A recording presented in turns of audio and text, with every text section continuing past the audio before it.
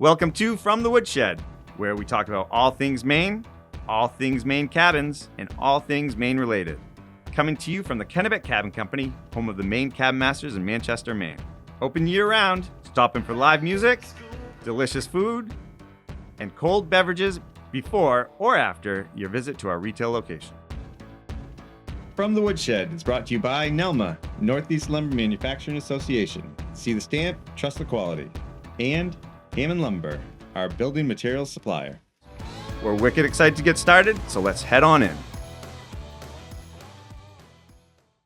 From the Woodshed, I'm Chase Morrill. With me as always, Ryan Eldridge. Hi, everyone. And Eva Morrill. Hello. Hi, Eva. Our guest today is Brent Fournier. He is the DeWalt rep, and we've been working with him for many years, so it'll be great to sit down with him. I'm shocked he hasn't been on the show before. Well, I just said to him, you've been on it. He said he hadn't. Yeah, I thought for sure he had. I thought he sat in that seat. Maybe he's forgetting. I think he is. We're here to talk about all things Maine, all things cabins, all things cabin related, and today it's all about tools. You can find us at KennebecCabinCompany.com, MaineCabinMasters.com, our Facebook, Instagram, TikTok, and Kennebec Cabin Company YouTube channel. And don't forget to check out our online store at shop.KennebecCabinCompany.com.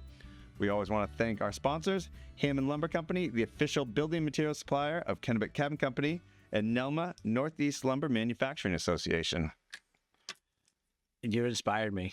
When I went home yesterday, I wasn't feeling good. I went up watched this new movie about Saturday Night Live. Yeah. You would have been good at the guy. Have you going to watch it? It's about the first, like the hour and a half before Saturday Night Live goes live. It's just chaotic. And it's all the actors they get look just like the people. It's pretty awesome. Really? It's really good. That's on my bucket list, is to go see Saturday Night Live. Not to be on it, but just to go see it. Sit in the audience and watch it. I got time. Put that in your notebook, Eva. So you don't Yeah. That's a good one, though. Yeah, something different. I mean, by looking at how they started, how far they've come, we got this.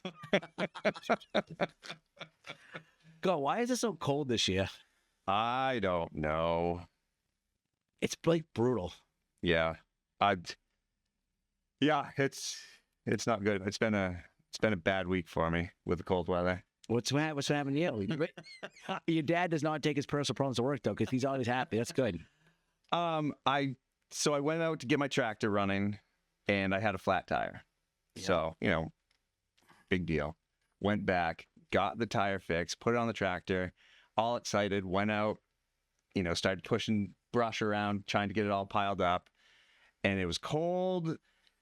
But I was on the tractor, and I was lazy, and there was a big tree, and I was pushing it, and I thought I could just push it a little further, maybe snap it, and it popped up over the bucket. Yeah. Slid across the hood and destroyed my dashboard. Luckily, you didn't get hurt? No, luckily the steering wheel stopped it.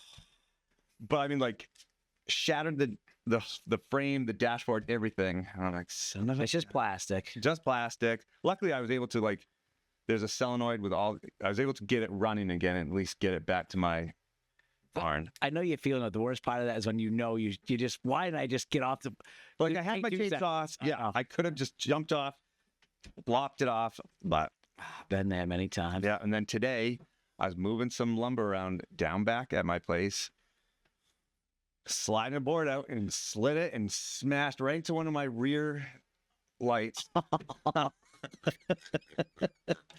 What's the third thing going to be? You done? I'd say, God, you ride home. But it's the cold weather. You're bundled up. Everything takes so much longer. Yep. Speaking of things taking longer, have you driven Western Avenue across the highway bridge yet? Well, I just picked Trigger up at Doggy Daycare, ran him down to your mom and Ashley at the Garden Rec and came back up. But it was easy that way. I just went over the new bridge, but coming the other way is a pain in the butt. Yeah, it funnels down to one lane both directions. It's gonna be like that for a year. It's gonna be challenging. But I think everybody will get used to it, and we're going to Home Depot, not Lowe's. You got yeah. Hopefully, everybody has a little bit of patience, right? And things, calm. There's not much down there that I miss. Damon's. There's a good Damon sandwich every once in a while. Right? Yeah. You can. There's ways to get around. Yeah, there's always ways. Absolutely. So what have you been up to? You racing? Getting ready? Not much. I mean, too cold to do anything. It seems like every year it's the same old. We complain and bitch about the cold weather, no snow. And then February it starts snowing. Winter really doesn't start in Maine these days until February. It's true. And then it's going to snow in April when you're on it down in it. And then it takes forever for spring to come. Yep, it is. But the days are getting longer. That's the best. Yeah. We did have a watch party of the Kohler episode at our house with the Saunders. Nice. Yep. It was Max and Fletcher's big second debut. Is that, yeah, because they were in the Popham camp too, Yeah. right? Yeah. But it was funny. Yeah. Even, what was that? A year ago? And so much big. taller, just time flies. And you think, we look at it, we think we've aged just because I've got some white. But then you see the kids, it's like, oh my God, how tall it is. Yeah. And Ice Hole's going good. Yeah. I was just out there with Jay right now, filming a little PSA and stuff. But yeah, the first Friday night was awesome. We're going to be here every Friday night, 6 to 8. And Woodshed's going to send one team to the national championship. Where's the national championships? Lake George and Skowhegan, Maine. That's right. But like I told Taylor, you remember this. Someday, when you're our age, 25 years, you're going to tell your kids, that sport started something that helped out. And now it's on the Olympics. Oh, the Olympics. I like it. I mean, it's got everything. Coral's on the Olympics, right? I heard it was coming. Is it? I thought someone should be at least. I mean, breakdancing was. That's true. Maybe that's LA's sport, right? Each host country gets to choose a sport. I'm gonna call myself Ray Gun. Wasn't that lady's name? The Australian. Yeah, the breakdancer. So Ashley had a birthday. We won't say how old she was, but got to go pick Maggie up. It was fun. Oh, that's right. Yeah, That's right. Had a blast. Yeah. Went to Montreal. Yeah. Told her how good her placement was doing. Did you go into Maggie's dorm room? No, we did not. Oh, you didn't? No. No. Didn't get to meet her roommate? No. We picked her up and we wanted to head north. It was last Friday. And then we came back. We loaded her up with groceries and stuff and kicked her out. We did learn, though, don't drop her off around 1 o'clock, 1:30, 2, because then you come through Sunday River. It was horrible. Oh, really? Yeah, because everyone leaving Sunday River going south on 26. Yeah. We were right at that interstate with a intersection with Pat used to be in the big snowman. Yeah. And it was bumper to bumper forever. Really? Good to know. Yeah. It's kind of like leaving Sugarloaf, right? Yeah. Huh. I never even thought about that part of it. But it was fun. Like just the lack of snow though, just everywhere. Did Montreal have snow? Nope. Montreal didn't either? Nope. Those beautiful fields coming up, no snow. So you can see the snowmobile trail markers, nothing. Crazy. A little bit of snow, in the city, but nothing. Yeah. Was is it the St. Lawrence? It was flowing, yeah. There was the main part was flowing. There was a couple parts around the islands that just locked up. Yeah. I saw people skiing down in Brunswick in the bay there. The Quiet Bay. Really? Yeah, on the ice. We were talking when we were all at your episode viewing the Royal River. People were skating that. Oh, cool. Yeah, for like miles. It was all frozen over and sounds like fun. You know what they say? But back in the day, the Casco Bay froze over. Oh, wow. Yeah, you could take your team of oxen right out to Great Diamond Island. Back in the day, Frenchman's Bay used to freeze over too. In Bar. Yeah, that whole bay right there. You could go from Bar Harbor across to Lake Lemoyne on the ice. Yep. And Doug DePalma claims to have seen dump trucks go down Cobbessy back in the day. It's pretty impressive. And we're complaining about the cold now. Yes, when we want to. My buddy Chris said, we want to get out to the island to see what's going on and maybe go on some brush. But they're like, oh, let's take the snowmobile out there. Like, let's take the mini truck out there. And then they're like, oh, you should walk the excavator out there right now and get a bunch of work done. I'm like, I don't have, no way. It doesn't go fast enough. Not the excavator. No. But the mini truck? The mini truck. I'm going to try that. Yeah, that'd be perfect. Throw some chainsaws in and go. Are people driving on the lake yet? I heard there were. Well, Betty was driving lots of that. I wouldn't follow him. Not yet, anyways. No. Well, I'm excited to talk to Brent. We'll figure out if he's been here or not before. But let's take a short break. Watch this video from Hammer Lumber, and we'll be right back. Renovating or building new, you'll find a wide selection of high-performing, energy-efficient, and beautiful windows and doors at Hammond Lumber Company. Your Hammond sales representative will walk you through the showroom displays and help you choose options to create a personalized custom look. Free in-home measurement is available, and Hammond can deliver your order from any of their locations across Maine and New Hampshire. Bring your vision and enjoy better light and added security and energy savings with quality windows and doors from Hammond Lumber Company. Yeah, and so we are back with Brent Fournier. Brent is the territory manager for Stanley Black & Decker, covering the brands DeWalt, Bostitch, Stanley, Craftsman, Lennox, Irwin, Cub Cadet, and Troy Built. There's a few more, but He didn't tell us you could bring us a lawnmower. Come on. well, I can't quite yet, but hopefully we get there. Hopefully we get there. Good to see you, buddy. Thank you for having me. I appreciate it. All right. So, do we start this with a very important question? Would you like a water, coffee, or beer? We don't have all we have is beer too, just so you know. Perfect. So let me just stew on it for a sec. Yeah. Take your time. I'm going to go with beer. Perfect. Yeah. Perfect. It seems like the right thing to do. Yes, and today we have our friends at Cushionart Brewing, right down the road. This is gonna warm us up on a cold day like today. It's gonna put us to sleep. Oh, it's got coffee in it. This is the lawyer up. It's a coffee porter, Eva, you got a water? Yep.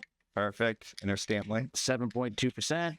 Different Stanley company though, right? Yes. Yes. Not the same. So how you been? Wonderful. Wonderful. It's a fun time of year. It's freezing out, It is freezing out. which is always fun. But no, it's been a great start to the year. I think 2025 should be pretty exciting in terms of, my personal life. And then, of course, new product launches, which you really want to hear about. Yes. So I'm excited to see what this year brings for sure. And you live right here in Maine. I do. Yep. So Southern Maine took me about an hour and 20 minutes to get here. Oh, that's not bad. So I think a lot of people don't realize how big the state of Maine is. Especially that southern chunk. If you're just going to the interstate from Portland to Kittery, if you go west towards go towards Right. New Hampshire, there's a lot of territory over there. There's a lot of space everywhere. Yeah. So I was just say, so when I first started, I did a couple of trips. Like I wanted to do that. I got to do the tour of Maine, right? Get out, see some people. And so leaving my house in Southern Maine, going all the way to the Canadian border and then back down the coast, right? 15 straight hours driving, and of course I did have to make some stops, but you're just like, wow, I did not expect to be spending this much time in the vehicle. But What is your territory these days? Maine. Yep. Top to bottom. And keeps you busy. East to west. Yep.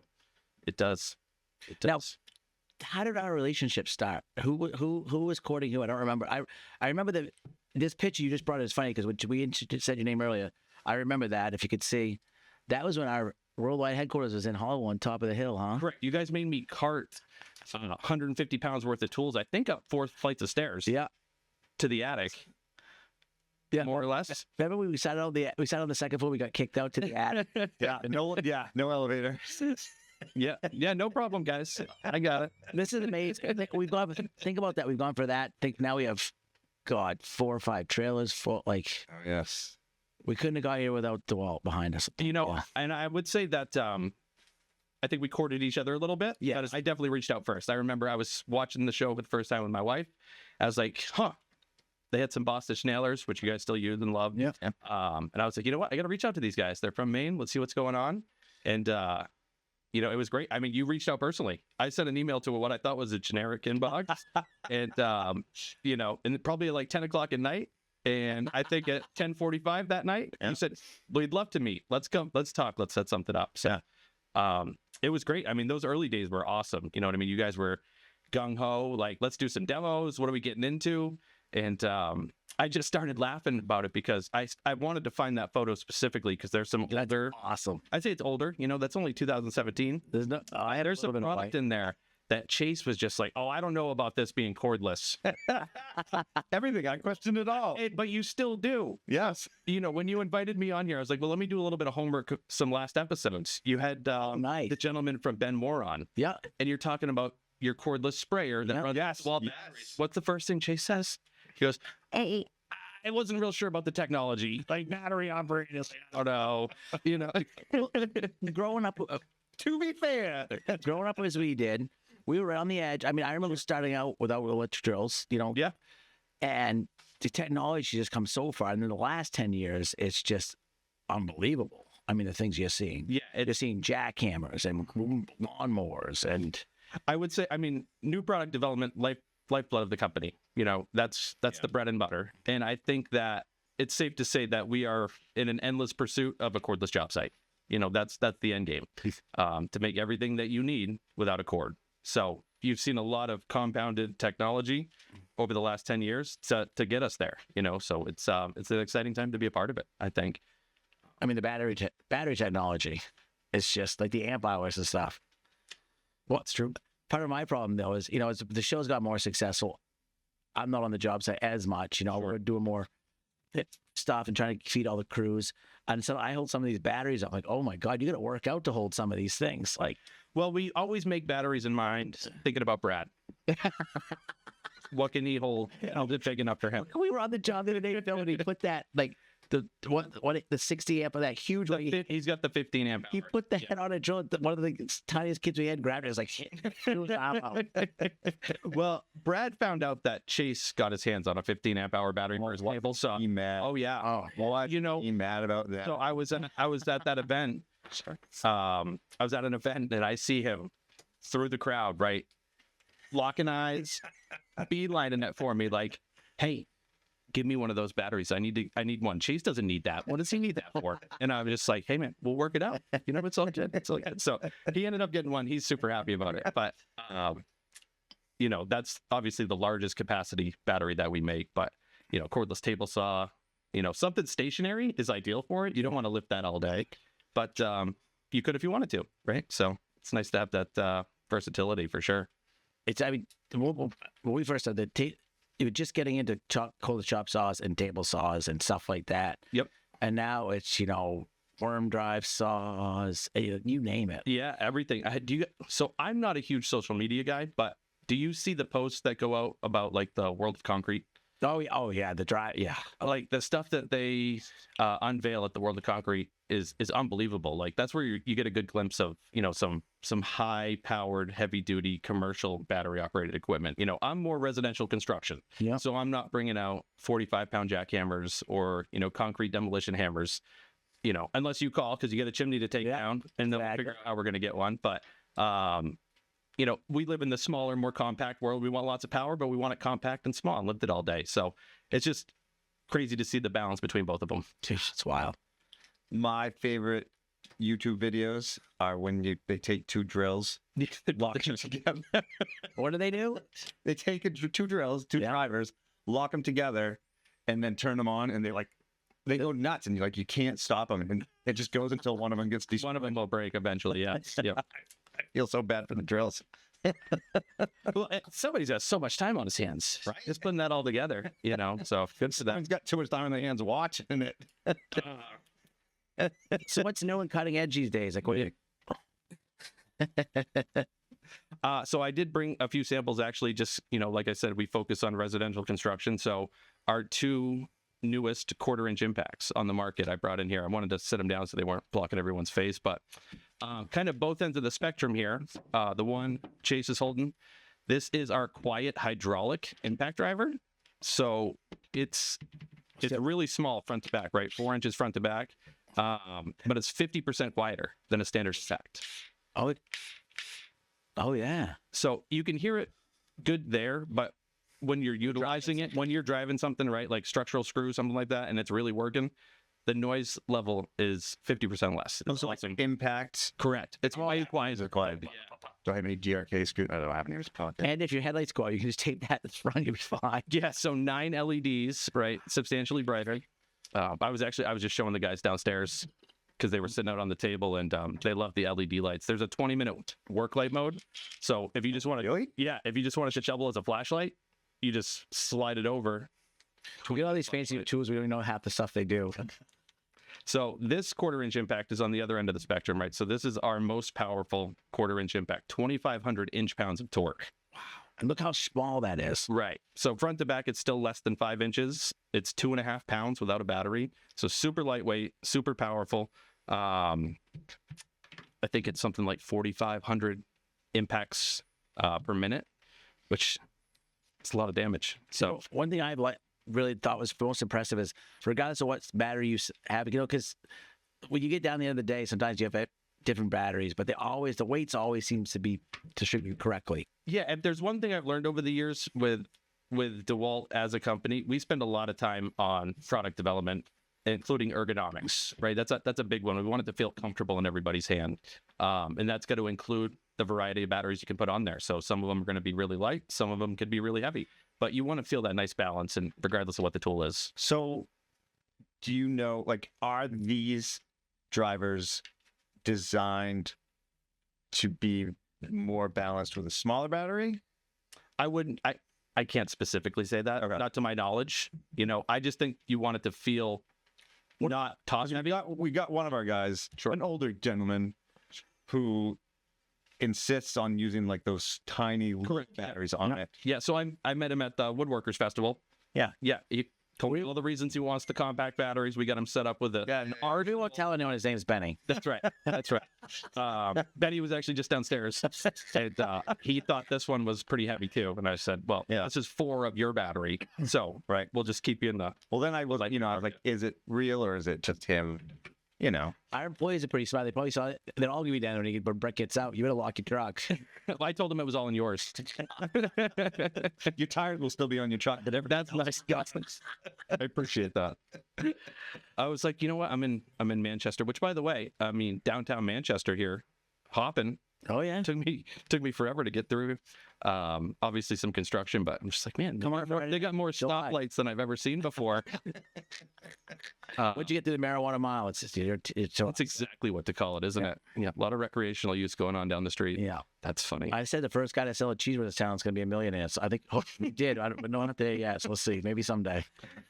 Maybe someday. Well, I mean, regardless, though, I do have to say, I mean, congrats on all you guys are doing. I mean, the success is great.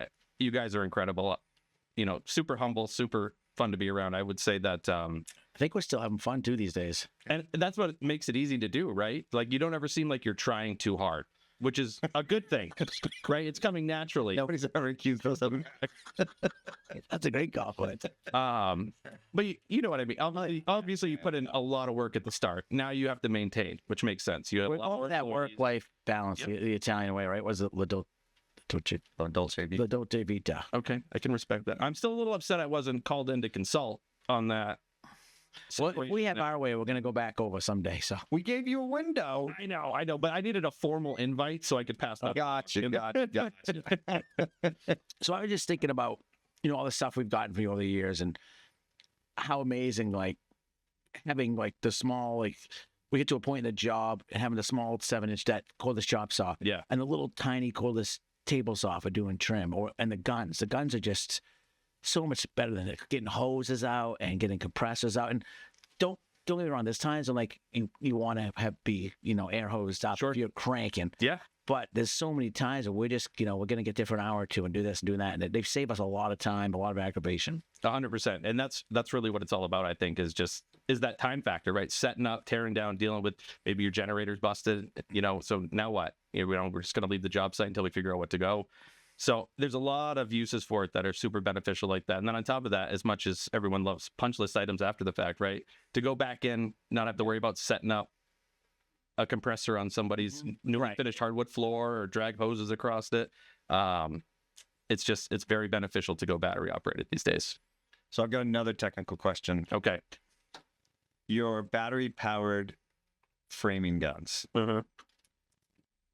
Do we oil them or not oil them? Not oil. None whatsoever? None whatsoever. None of the cordless nailers, framing, finish, stapling, no oil. Didn't even spit on it? Now, how do we clean it then? I guess. So you're going to want to use air. Are you talking specifically like the track where the nails are going to slide up? It's more just the head and the piston, if it's a job site and getting dirty and stuff like that. So specifically, you guys fire the paper tape nailer. Yeah. So there's going to be glue and tape involved on the nails. So you're going to see some bind up in the nose piece. Yeah. Sure. So there's 2 screws that will allow you to pop that right off the top there. And I would say you do your best to, dig it out with almost alcohol wipe, maybe. Once you get it really clear, not even like a lithium, like a dry. That would be the only thing that you would use. I might put a drop of lube on mine. Don't tell him. I just did the other day. That's why I'm asking. It's gonna be fine. It's gonna be fine. Just, I just tell guys, I'm like, no. It's just don't get any of the oil in the electronics. The warranty department's not. can control that. You didn't tell the warranty department to watch, right? That's right. I needed a little bit more to do, so I appreciate that. But no, I would say that you're not the only people to ask that question. Yeah. You know, you get so used to using a pneumatic framing nailer, which requires oil. This one completely oilless, and I would just say, you know, you're going to use a pick or something to just clean the tip out of that framing nailer. And like you said, some dry lubricant would be excellent. Alcohol probably to remove everything, but definitely don't spray anything in the track where the nails are going to slide up, and I would never do your best. I would try never not do to that. spray it into the tool. I sweat enough in the summer, anyways. That's a loop. Yeah. Guess I got to clean some tools. You know, one thing I do notice, and one of my pet peeves with our guys is like not letting the tool do the job. You know, using that nail gun like you know, with the bump fire. Like I see if you use your tools like just they're supposed to, you know, pull the trigger, don't smack. Like Sure. Oh yeah. So once again, they're treating it like it's a pneumatic nailer, right? So they see the guys that are up using a roofing nailer shooting 30 nails. or the same guys break their handle, break this every time. Like you know, it's like, okay, let the screw do the job. Right. Yep. You got to let the tool do it. Yeah. I mean, that's what it's meant to do, and it's just figuring out, you know, the application process and making the tool work for you, and not you overworking the tool is what it comes down to. But you know, somebody that's burning out a lot of tools is probably not using the right one. Right. You know, we got to step it up to the next level, or we got to change over and get, you know, more torque behind it. We finally got to the point where you have your two we each have our cordless guns. We don't hide. Well, it's funny. I was looking at this. I think in this photo, I think we got like the first generation cordless framing gun and cordless DeWalt finish gun. Yes. And I had Yours, kind of the same thing. Like went through and everybody's like, "Oh, this is junk. It doesn't work. It doesn't work." you kept yours to yourself. And I kept it, and I had it up until this summer when I dropped it and you know, beyond repair. Sure. And that's the only reason why it just It went down. There was a learning curve though, right? Between going battery operated and pneumatic. Yeah. You know, it's not just hammer and fire. You know what I mean? It's let the tool go and smooth, right? So I forget where I heard the term, but smooth is fast. Right? Yes. Once you figure out how to operate the tool and you just move smoothly, it moves more than fast enough for what you're doing with it. It's not. But the newest generation is yours a DeWalt or Boston? No, it's a DeWalt. I had the new one last summer. He got the new one last fall, and that new DeWalt kind of it's got kick. Like I like it. Yeah. And it spools up and just stays spooled up. It seems like. Yeah, it continues to run after the fact, allow you to set to the next spot. Yeah, keep it going and move on. So I would say you had a lot of first generations there. That's right when we launched the FlexFold platform. So that was the first generation. You could see like the wobble light. That was the 2 battery operated miter saw with the adapter. Yeah. Right. Because that was your comfort level. Because you were like, I don't know about this technology, but I was like, well, you can plug it in. You can plug it in if you want. And I think, you know, we talked a few months later, and you know, I haven't even plugged it in yet, so it's working great. Thank you. Yeah, I don't know how many of those we have now on job sites. Like, God, we have at least 6. Yeah. What's new for tools besides? So the 2 new impacts that we talked about. The other thing is the new battery technology. So you see the new 8 amp hour battery in front of you. We have had an 8 amp hour battery before. However, this one has what we call tabless battery technology. So you notice it's labeled power pack. All the battery cells inside are tabless. So we're pulling all the power from all the cells simultaneously. Would you? TABLIS? LESS. Tabless. Say tab. No, tablets. Correct. Okay. Tablet. Tabless. No more tabs. Tabs. No, not that. Got it. So it's pulling all the power simultaneously without having to restrict flow of the power going to the motor. So you get 50% more power out of this tool. You also get longer life in terms of runtime, and then you also get longer life out of the battery because it sheds heat really well compared to previous versions. So that's available right now in the 8, and then I believe a 5 amp hour or 3.5 or 5 amp hour, something a little bit smaller than this one's coming out soon as well. That's just a sexy looking battery, isn't it? Look at that thing. The other thing that's great about this one, if you check it's a good the battery status on the front, it's actually LED now, so it's a lot easier to see. on there. Which is always nice. Yeah. Did a pre-charge before I brought them in. Nice. So those 2 were the main focus. We do have some other, I mean, we're all over the spectrum, right? It's more than power tools. It's hand tools, it's accessories, it's storage. So, we have a new line of tough system storage out called DXL, which is just an industrial grade storage facility. You saw that at the Woodworkers Festival, right? You can incorporate your tub system boxes into this wheel dolly units with sliding drawers that lock together. Obviously, you don't want to cart that around from residential construction site to residential construction site, but anywhere there's a shop set up, it's going to be phenomenal. The knives, utility knives and pocket knives that I left downstairs that are... I might have pocketed a pocket knife. Did you pocket a pocket knife? Those are all new as well. A lot of good feedback on these. The blade change is super easy. It does have a lot better blade retention as well. Oh, I like it. You can have that. It's our gift to you. No, just like that. There's more. It's clean, right? It is clean. You can put the belt clip on the back. You can change sides depending on... Maybe if you're a lefty. Oop, you got a problem with lefties? No, I'm not up there. Just saying. Is he left-handed? Yeah. Me too. Me too. So we want, when the DeWalt cordless siding gun comes out, we want to test those things. Right. We know we are always putting up siding. We don't. 100%. That's the gun we use the most. When you say, Chase, our crews, the siding guns. Besides the framers. Oh, yeah. Just as much. Yeah. Just as much. That makes a lot of sense. And I know that it's definitely in development, and something that's talked about all the time. You guys aren't the only ones. Maine loves their nailers, right? So I'm involved in a lot of fascinating conversations, which is great. Fascinating. It's very fascinating, for sure. But I know you're not the only ones requesting it. It's a very sought after item, and I'm very excited for when it will launch. If I had more details, I could give it to you.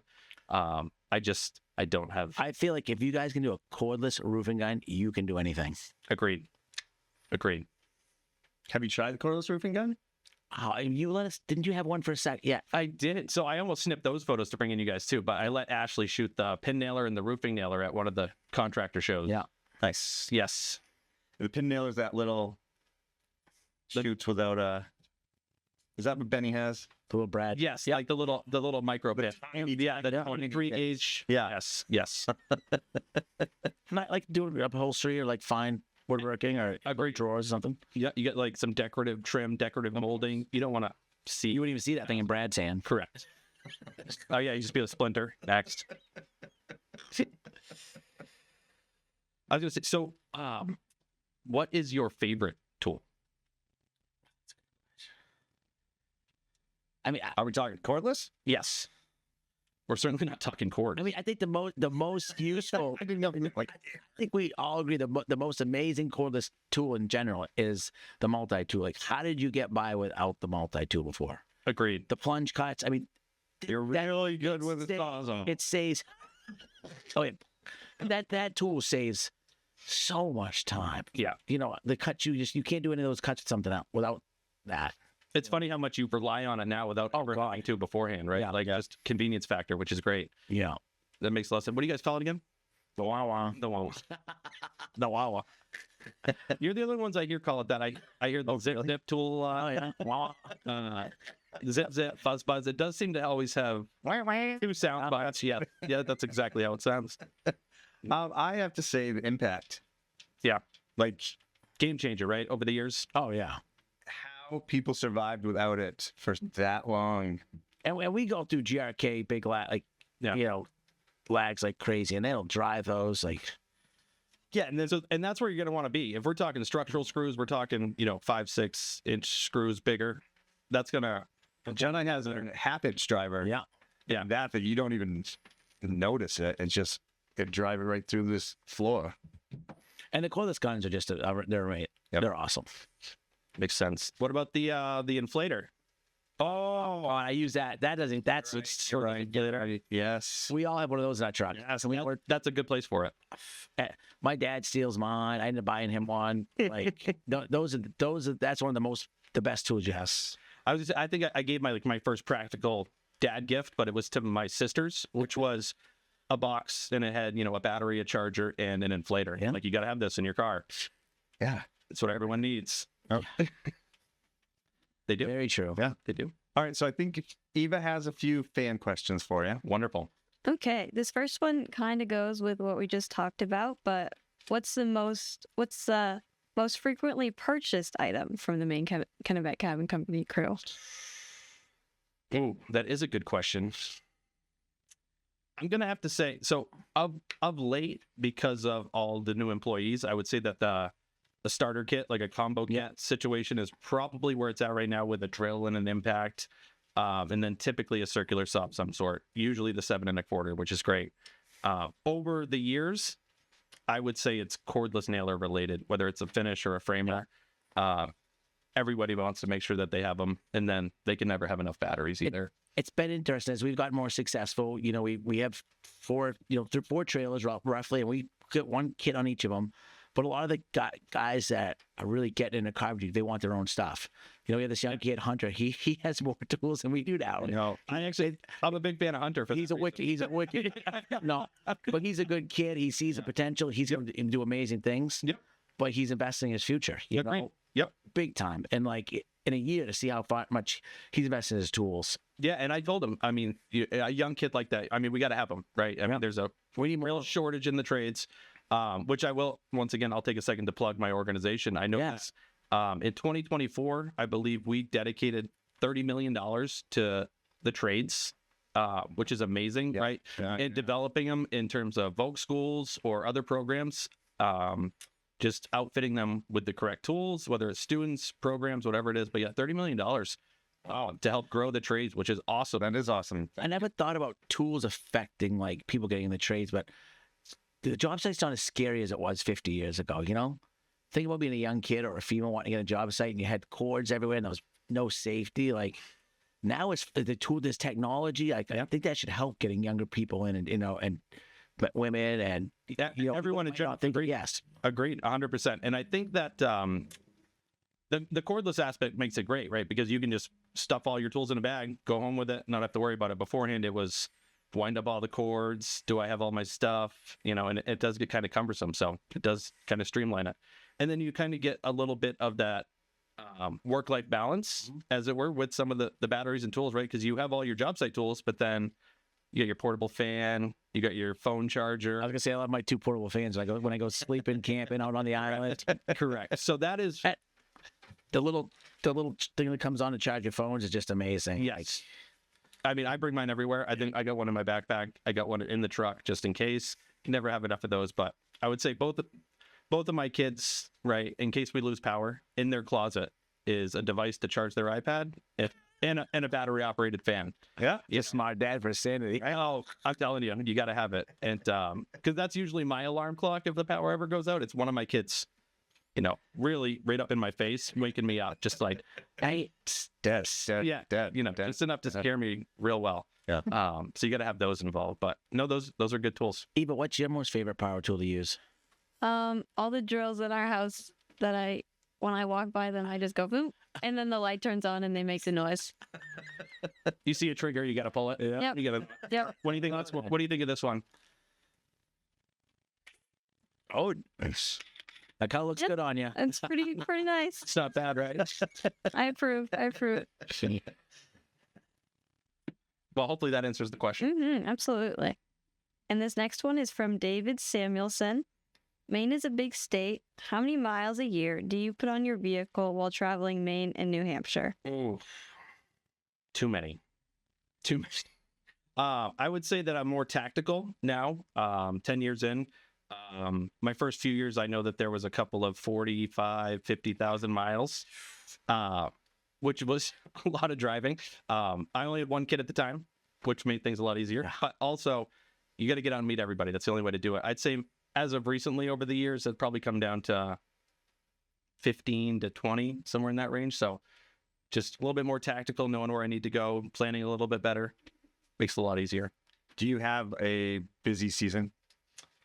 Well, Yes. it just So February through December. oh, we just caught you. That used to be us, and now January's busy too. Yeah. Yeah. So, I mean, each season is busy, you know, just depending on what's going on. So a lot of it in the summertime, obviously here we got to take advantage of the nice weather. Yep. I do a lot of events, grand openings, you know, customer appreciation nights, contractor appreciation events. Trade shows are big too. Trade shows are huge. So that's what I got coming up. Typically February into March is national shows. So, Yep. you know, travel to different destinations for the week, have to do setup, selling, tear down, back home. So it's always busy, but it's amazing. You know what I mean? I love what I do. It's phenomenal. I laugh all the time. Like, could I imagine being trapped inside in a cubicle? My brain wouldn't work that way. I couldn't do an office job, I don't think. And so being able to kind of balance both, where I work out of a home office, I have my traveling office, which is my truck, but moving around, seeing everything, talking to people, it just makes things a lot smoother. Building relationships. Yeah. And you were at the WTF, the Woodworkers Tool Festival. I was. And I think our crew were probably some of your best sales there. Hands down. Hands down. Hands down. A lot of radios were bought. I noticed that too. Yeah, they were all very interested in some radios. Yeah. Apparently, you don't let them have fun or any entertainment. So I was definitely entertainment. My rule that makes my rule used to be the first tool to come off the trailer is the radio, and the last tool to go on is the radio. So they're lying here. They're lying. I think that's the way to play it, because you want to have those good vibes going. Exactly. The less it feels like work, the better it is. And do you think you'll be back at WTF this year? If that's a formal invite, then yes. Count me. Yeah, I think it is. Yeah, absolutely love to be there. Excellent. They're courting again, Eva. It always works out for all of us. Well, Brent, thank you for joining us. Thank you. Thanks, buddy. Good to see you. Appreciate it. Glad we finally got you on the show. It's been a long time coming. I agree. I'm happy to be here. It finally coming to fruition. I've always been told I got a face for radio, so here we are. And where can everyone go to find the newest products? DeWalt.com and social media? And 100%. Those are the best places to look. That's going to get you the most up-to-date information and the most current product launches. And watch Cabin Masters, because Brett's going to get us the newest, greatest technology, and we'll try it out. Absolutely. Perfect. Awesome. We'll be right back with Project Pointers. This is Chase And Ryan. from the Woodshed podcast, and we are here to get project pointers, where we answer questions from people who reach out, questions about their cabins, projects they have going on, and we try and answer them as best we can. You know, it's really our favorite part, one of the favorite parts. We really get into it, and we'd really like to develop that more, maybe find projects and pointers that we can talk to the homeowner in real time with and see where it goes from there. So if you have a cabin and you have an issue, or if you have a project you're working on, podcast at mainecabinmasters.com, project pointers. All right. No, that was very helpful. Answered some of my questions. And you came away with the tape. Nice work. Nice. Fat Mac 16. Thanks, Brett. How far away is Eva? 5 feet away. So now we are on to project pointers. And if you have a question about any of your projects, your camp, anything like that, let us know. Podcast at mainecabinmasters.com, and we will try to answer it as best as possible. Videos, photos are welcome. And we really love doing this. This is a shameless plug, so send it in. You know, like, you got issues, if you just send them. We'll try to fix them. Okay.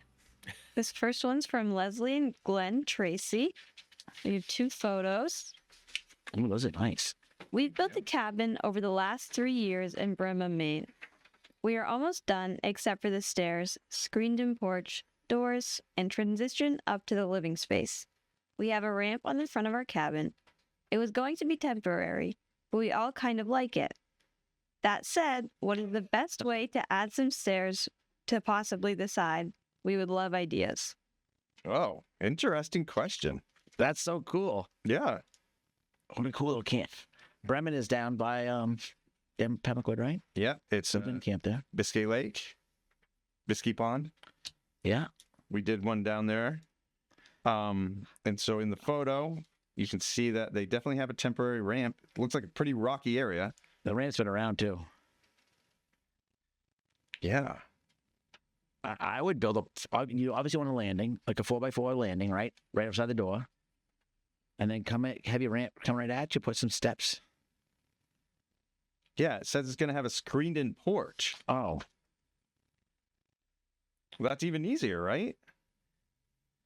If that's going to have a screened-in porch, you could definitely do any sized entryway you wanted. Right? I mean, typically a ramp is 3 feet wide. Yeah. So if you had a 6-foot landing, you could have 3-foot wide stairs and your ramp right beside it. And if you're building your screen and porch, it looks like you've got your 2 windows, and in between, you've got your door and space on each side. You probably have at least 3 foot You probably have 6 foot in between window to window. So if you put a post there and there, it's not going to obstruct your view. Wouldn't you think that porch can go the whole way though? Oh yeah. If it was me, I would make that rock be part. I'd have the deck go right around that rock. Wouldn't that be cool? Any screened-in porch. I'm sorry. I'm starting to think of like some of our buddies. Man, but she says it's going to be temporary, but we kind of like it to add some stairs. So maybe the screen and porch go on the back. Doors and transition up to the living space. Maybe the screen and porch is going to be lower. Yeah, who knows? But I'd say if you love you know what? There's no set rules on anything, right? That's how we've gotten where we are. People think you have to have a set of stairs here. You know what? Think like a Morrill and think outside the box. You put a ramp there if you want. You put a climbing rope, climbing walls. Yeah, why do you need stairs? No, do whatever you want. I don't think we think about how we get from point A to point B the way we do. Yeah. It's because we think outside the box and we don't do what's normal. We don't do what people tells us. So came down to Pemaquid. Back before it was renovated, it had that deck on the back, and it had a ramp and a set of stairs right beside it. And that was how it was. Postal thing. That's how it was forever. Yeah, right down in the same area. And if you have a dot like the old dot, it's perfect. Yeah. Do you remember the ramp? Probably not. Nope. But if you're gonna do this area, I would definitely you need a landing, right? You need a square, which I mean to have your ramp come into one side and stairs. But I mean you could do it however you want. Yes, you got plenty of room, but there's really no need for stairs. If this was me, I'd have a landing right in front of the door. Okay, I'd have my ramp come to the left of that rock, and over to the other side, I'd have like a little lower like deck platform with a couple stairs up, and then to the upstairs to the right. Walk right around, boom. True. Possibilities are endless. Yeah. Well, I guess that's the one thing you just want to make sure you take into consideration is, you don't want a super steep ramp. So if you are going to put a landing on the front, if you have room to extend it out, make sure that it isn't a super steep ramp, because then it would be a issue. And we have to say that 3-letter name that we don't like. Well, we love it. If the code enforcement guy is going to come over and you need certain heights on your deck, you might watch that. But cabins and camps in 3 seasons, you kind of there's a gray area there. So yeah, depends on the town. Yeah, but I think you'd have a railing, and then what is it, 1 inch per foot? Yeah. So if for however high, no. It's for draining like pipes, right? A 1/4 inch per foot. 1/4 inch pipes. Or 1 inch. But anyways, you know what? Have that main way and don't care what anyone else thinks and do what you want. That's right. Put the chairs on the left or the right. Okay. Next one's from John Reeves, and we've got 3 videos. Man. And we brought this seasonal cabin in Walpole last summer and did a lot of renovations and repairs to it. Trying to figure out what would look best to repair lattice skirting around the perimeter, or another option. I want to keep the cottage vibe alive. Any ideas? I got to tell you, if there's one thing we're pretty good at, it'd be skirting cabins. Yep. Think about all the... That's a beautiful lot. You know what? I mean, I'm going to go classic. Just go with 1x4 Eastern White Pine, stain it on all 4 sides, and run it vertically. Give yourself some spacing in between it for some air slow, and just make sure you stain the cuts, the tops and the bottoms, and leave it up off the ground a little bit so it's not sitting in the dirt. I mean, if they want cottage look, that's the way to go. That is. And to do that, we build you build a pressure treated frame. Yep. And we usually go within our post and you keep it up off the ground. Yep. And then you just use your 1x. Yeah. You nail that up, then you can trim it out. And you just follow the contour of the ground. Yeah. Just work your way up. Super easy. Or if you want to leave it natural, I mean, you could go up to Dewey's Lumber, get some rough sawn cedar. Yeah. And same thing, 1x4, 1x6, and you can either stain that, you can leave it natural, it'll gray up, that's also a classic look. It's local cedar, so that's going to last as And if you want airflow or you don't want to see through, we've been doing the reverse boards, right? Yep. One board on this side, one on that side, so you can't see through, but air can get through. Yep.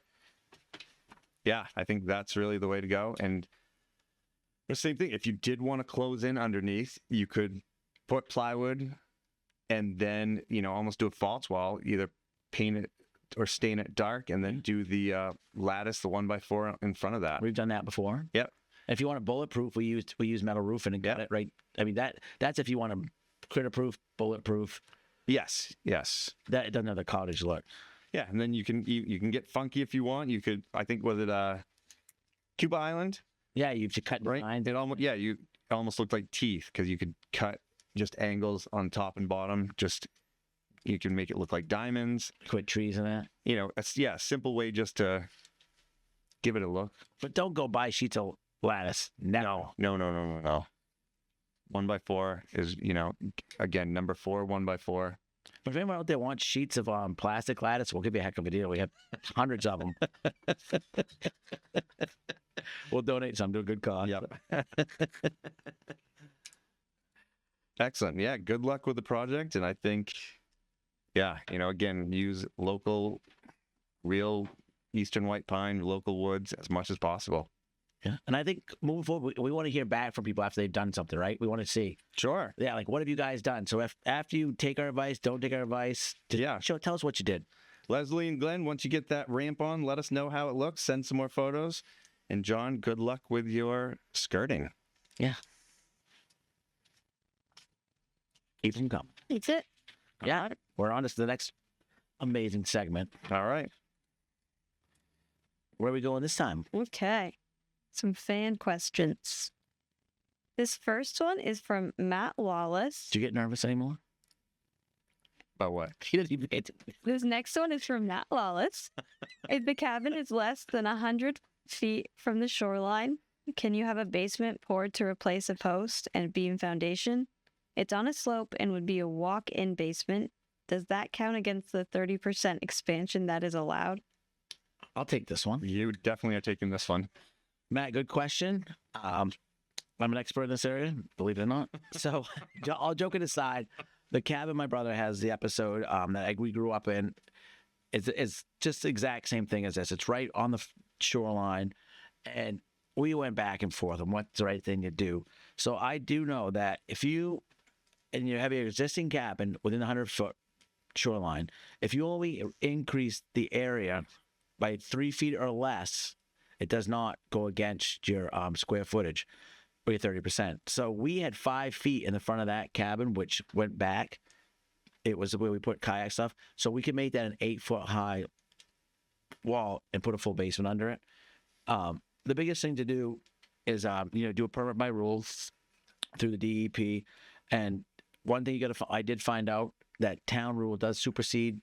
It can be stricter than state rules. So just, talk to your local town, but you should be able to do that. Whether or not you can get a full base under it depends on the grade or not, but you should be able to put it on a concrete pad if you'd like, or post. But you also need to be a foot above the high water mark. Yes.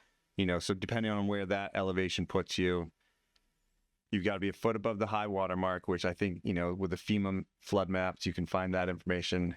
And there's usually within 100 feet height restrictions. Yes. So again, depending on the code enforcement officer, their interpretation, where they're measuring from, that might determine how high you can go or not. Most towns within 50 feet or 75 feet is 20 feet. And then once you get after 75, it's 25 feet. Yep. But yeah, and they'll usually measure from the middle of the cabin. Right. Yeah. They'll take an average. Again, if, it's open interpretation and, I'm feeling youthful. You can always bring a dump truck of dirt and take it over. But all joking aside, you definitely got to do your homework, but it is possible.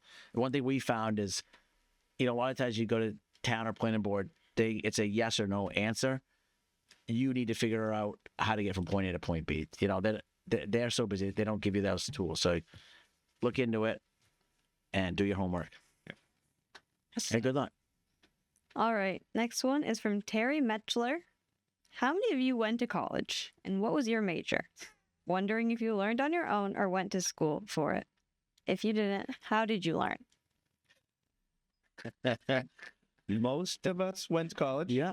Some of us graduated with a degree. Yeah. None of us use them. That's not true. I use mine every day. True. Yes. I use my English degree once. I use my English degree in a while, but it's there. I graduated from College of the Atlantic in 2000, and I graduated with a degree in human ecology. What is human ecology too? I have no idea. That's the beauty. Judges us all the time. That's the beauty of human ecology. Well, I didn't do much. Well, I graduated from UMaine Farmington in 98. I have a degree in English and education. Ashley graduated from the University of Southern Maine with a graphics art design degree. Dixie went to UMaine Farmington. Yep. I think he decided to go snowboarding a little bit more at the end, but he was Ski resort management? ski man, yeah. Or was that, yeah. And Jedi's been Yeah. Jedi's been on a job since he's been knee high to a chop saw. It's true. Yeah, I do a chop saw. That's supposed to be grasshopper. See what I did there, Eva? And then we learned the building trade. Just, again, it's what our parents did. It's what friends did. It's what we grew up doing. Well, I mean, sometimes so we don't struggle, but there's a way to figure out how we're doing it. But we definitely talk about, imagine if we went to school for this. Because I do work. We've worked with some carpenters before that, went to school. They know common rafters. And it's not that we don't know. I don't think I could have gone to school for building. Yeah. Like the math involved, like my mind just wouldn't have been able to take it. Right. And now there's an app for everything now. Yeah. It's like stairs are the hardest thing. Like that when the calculator app came up, Yeah. everyone's an expert. But hips and valleys and stuff, like it's a lot easier now. But Yes. you just learn from people. And the biggest thing on a job site is you learn, everyone retains like tricks and tips and way. There's more than one way to do a lot of things, but everyone's got a more efficient way. And just learn from everyone on the job site. Yeah. And just always keep learning, always keep expanding. It's kind of the same thing with Brett being here with the tool. It's, it's constantly adapting and changing and hopefully making our lives easier. And if you don't, the biggest thing about being a carpenter is if you don't know what you're doing, I think we've had the cajones just to do it. Like, seriously, like, we've got into something and you figure it out. Right. And don't care what someone else says, like we said earlier. Like, if you want to put a OSB on the ceiling, if you want to put 1x4, your whole ceiling, do whatever you want. Yep. Yeah, great questions. Mm-hmm. All right.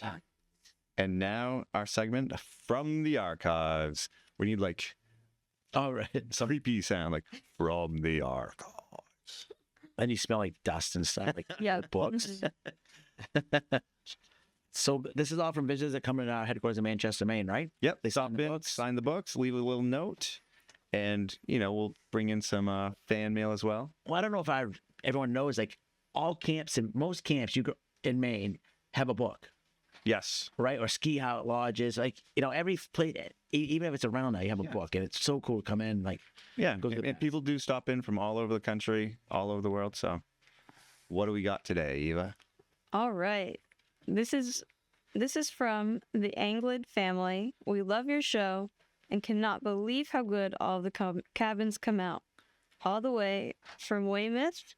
Weymouth, Massachusetts. Sure. Love, Nora. Oh, Thanks, Nora. Okay. So excited to be here. Love the show and all the gang. You are fun to watch.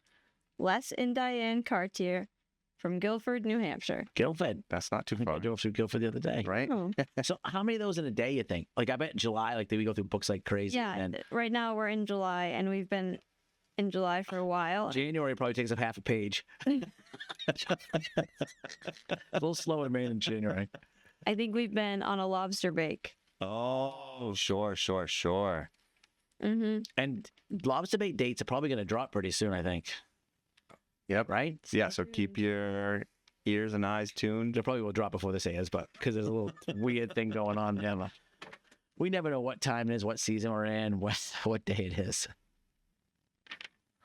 Have watched your show since the beginning. I really enjoy it in getting to know your personalities. As much fun as watching the building and refurbishing. Jessica Morrill. Morrill. You guys related? Morrill. I never thought this is a challenge for you. I mean, This is really hard. everybody's handwriting. Do you even know what cursive is? Obviously, I know what cursive is. I learned it. Nice. All right, good. No, you really did learn cursive? Yeah. When do you think they'll stop teaching cursive? Probably already have. I have no idea. It's like my big thing now is like we're talking about going to school for stuff. Okay. You should be able to have that calculator in your pocket. Yeah. This one is from Tampa, Florida. Wish I was there right now. In Bright Sea, England. Love to watch your show, so we stopped by to say hello for them. They're friends from England, B and Ella. Oh, thanks, Bianella. Yeah. They're in-laws from England. That's good. You know what's crazy is that some of our fans are so intense. They've made people come in and see us. Yeah. Like when Ash and I were down at the main shack, this fan from Ohio made her friend come, and she was the first person in line like 8 a.m. when you get to 11. Literally, my friend made me come. Thank you, guys. Yes, thank you, everybody. Thank you for tuning in and watching. You got one more for us? Looks like she does. One more? Sure. Love your show. Really enjoyed Italy with the whole family. Keep up the great work. Kaya Blue, Aiken, South Carolina. All right. We'll do our best. Thank you for the kind words, everybody. Yeah. And now on to trivia. Trivia. Trivia. Okay. Trivia. So last question was, what vessel of significance was built by the settlers of the Popham County in 1607? What do you think it was? Was it the Fort Popham. You're never Does getting it start with is that Sequoia? No, you're Is it a boat? Yep. The Virginia, the first vessel ever built in America. We probably should have known that. We should have known. Probably. Why was it called the Virginia, not the Maine? I don't know. Wait. If it's the first vessel made in America and it's called the Virginia, that math doesn't make sense to me. Do some Is there a research. Virginia in England or Europe? I'm sure there was. Let's just go with that. I'm so optimistic. Okay. In this question, when did Maine adopt a 4-year term governor? Oh. That is a good question. Well, but if you are the first you know person, where do they go, Eva? Podcast at mainecabinmasters.com. Yeah. You got it. Big prizes. Yeah.